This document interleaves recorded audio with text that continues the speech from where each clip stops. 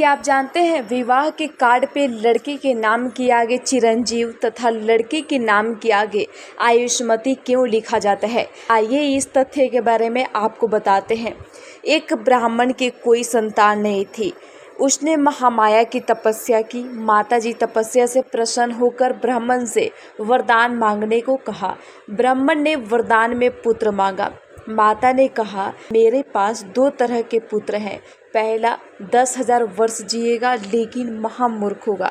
दूसरा 15 वर्ष जिएगा लेकिन महाविद्वान होगा।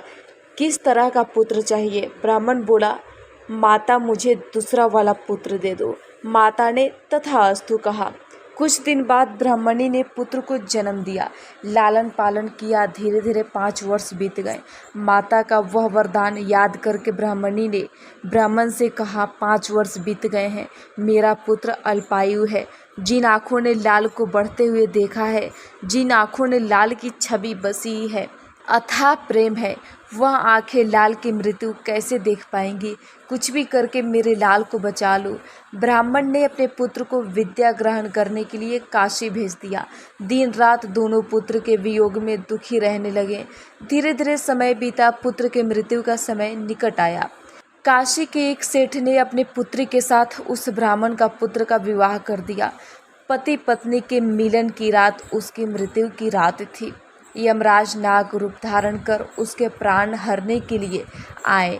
उसके पति को डस लिया। पत्नी ने नाग को पकड़ के कमंडल में बंद कर दिया। तब तक उसके पति की मृत्यु हो गई। पत्नी महामाया की बहुत बड़ी भक्त थी। वह अपने पति को जीवित करने के लिए माँ की आराधना करने लगी। आराधना करते करते 1 माह बीत गया। पत्नी के सतीत्व के आगे सृष्टि में त्राही त्राही मच गई। यमराज कमंडल में बंद थे। यमलोक की सारी गतिविधियां रुक गईं। देवों ने माता से अनुरोध किया और कहा, हे माता, हम लोगों ने यमराज को छुड़ाने की बहुत कोशिश की लेकिन छुड़ा नहीं पाए हैं। जगदम्बा, अब तू ही यमराज को छुड़ा सकती है। माता जगदम्बा प्रगटी और बोली, हे बेटी, जिस नाग को तूने कमंडल में बंद किया है वह स्वयं यमराज है। उनके बिना यमलोक के सारे कार्य रुक गए हैं। हे पुत्री, यमराज को आज़ाद कर दे। माता के आदेश का पालन करते हुए दुल्हन ने कमंडल से यमराज को आज़ाद कर दिया। यमराज कमंडल से बाहर आए। माता को तथा दुल्हन के सतीत्व को प्रणाम किया। माता की आज्ञा से यमराज ने उसके पति के प्राण वापस कर दिए तथा चिरंजीवी रहने का वरदान दिया और उसे चिरंजीव कह के पुकारा।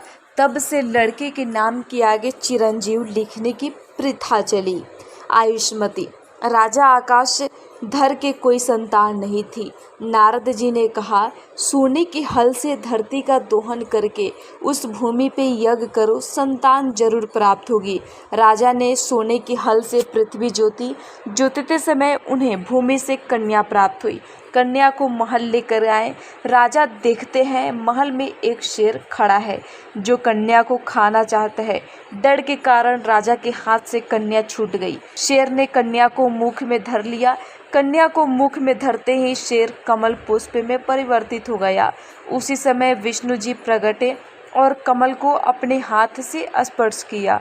स्पर्श करते ही कमल पुष्प उसी समय यमराज बनकर प्रकट हुआ और वो कन्या 25 वर्ष की युवती हो गई। राजा ने उस कन्या का विवाह विष्णु जी से कर दिया। यमराज ने उसे आयुष्मती कह के पुकारा और आयुष्मती का वरदान दिया। तब से विवाह में पत्र पे कन्या के नाम के आगे आयुष्मती लिखा जाने लगा।